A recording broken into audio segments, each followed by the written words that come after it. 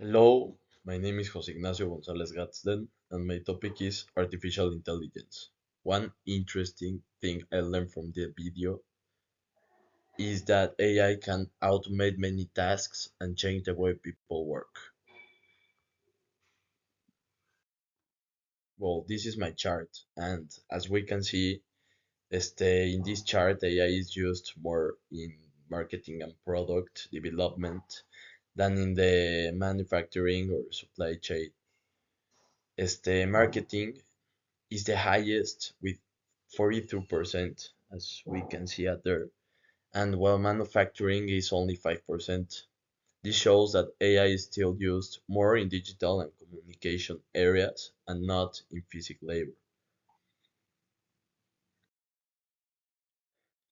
Well, my key findings from my research is, well, in the Pew, in the Pew Research article, it's the article I search for. Many experts say that AI can help humans work smarter, but some said it can also create risks like, well, lose jobs, or loss of control. After doing this project, I now see that AI can be good or bad depending on how we use it. Some people say AI is the future. Yeah, AI is, well, something new. Yeah, it's something new, something useful, something we can use for work, something we can use in our daily life in school. But all all good things, all things that start good have a bad ending. I think they have a bad ending, and one of them can be the loss of jobs. So, well, for finish my presentation, for me, the hardest part was understanding the English in the sources and explaining the chart.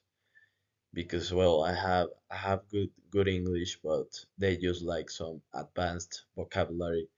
And, well, what I just like tried in this project is to make it without AI, with to understand it with my own own knowledge and my my words, because it's like a very interesting topic. It's something I well, if it's not in this project I search for, I I want to know about it. I want to, yeah, understand it, and that's why I want to study something related to this, so I can apply, no, or use AI in the future for my business or for other things.